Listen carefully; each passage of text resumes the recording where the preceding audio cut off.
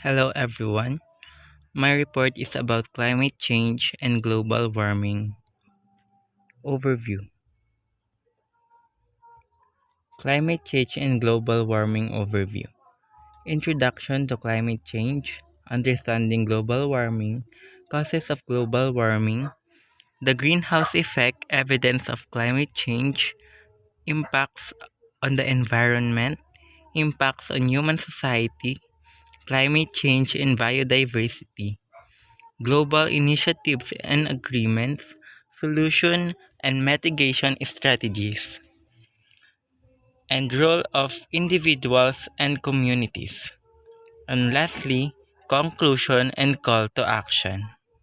Let's proceed to introduction to climate change. Climate change is long-term climate alteration. Climate change signifies prolonged shifts in global temperature and precipitation patterns over decades to millennia. Global impact on system. This alteration profoundly disrupt natural ecosystem and human infrastructures, influencing agriculture, health, and biodiversity. Climate versus weather distinction. Climate denotes extended atmospheric trends, whereas weather describes transient, daily meteorological conditions varying significantly. Understanding global warming. Global warming refers to the ongoing increase in Earth's average surface temperature driven mainly by human activities. Human activities driving warming. Emission from burning fossil fuels, deforestation, and industrial processes elevate greenhouse gases, enhancing heat retention globally. Impact on climate dynamics. Global warming accelerates climate change, causing shifts in weather patterns and more frequent extreme weather events worldwide. Causes of global warming. Greenhouse gas emission, carbon dioxide, methane, and nitrous oxide trap infrared radiation, intensifying Earth heat retention systematically. Fossil fuel combustion. Burning coal, oil, and natural gas releases vast carbon dioxide quantities, significantly amplifying atmospheric greenhouse gas levels. Deforestation impact. Removing forests reduces carbon sinks, decreasing carbon dioxide absorption and increasing greenhouse gas concentration in atmosphere. Next is the greenhouse effect. Natural heat retention. Greenhouse gases like water vapor trap infrared radiation, maintaining Earth's surface temperature within habitable range. Second bullet is the amplification by human emission. Anthropogenic emission increase greenhouse gas concentration, enhancing heat retention beyond natural equilibrium, driving warming. And the last bullet, energy balance disruption. Enhanced greenhouse effect causes excess trapped energy, raising global temperatures and altering climate system dynamics significantly. Next is the evidence of climate change. Rising global temperature. Global mean surface temperature has increased by approximately 1.1 degree Celsius since pre-industrial times, confirmed by NASA and NOAA. Second bullet is polar and glacial ice loss. Satellite data reveal accelerated mass loss in Greenland and Antarctica, contributing significantly to global sea level rise. The third bullet, measurable sea level rise. Global average sea level has risen about 2 centimeters over the past century,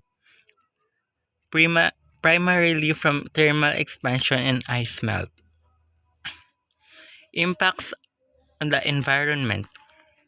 Ecosystem disruption. Climate change alters temperature and precipitation, establishing habitats, disrupting species interaction, and reducing biodiversity globally. Second bullet is the ocean acidification effect. Increased atmospheric dioxide dissolves in ocean.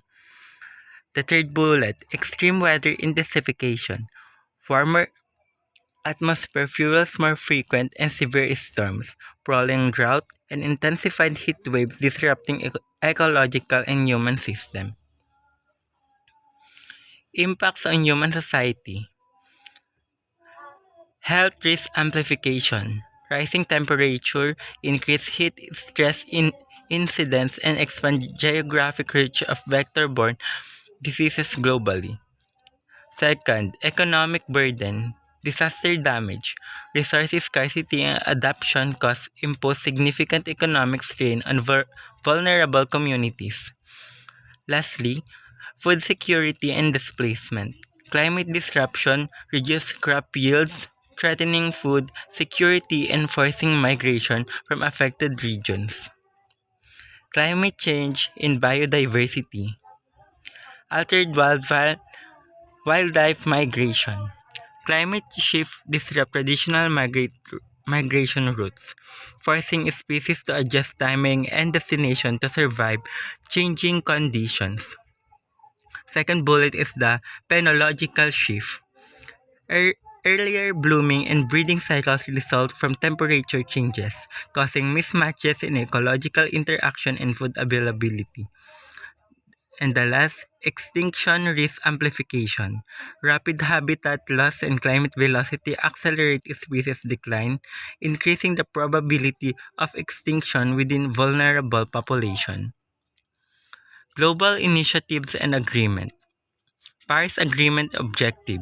The Paris Agreement targets limiting global warming to well below 2 degrees Celsius, ideally 1.5 degrees Celsius, through national commitments.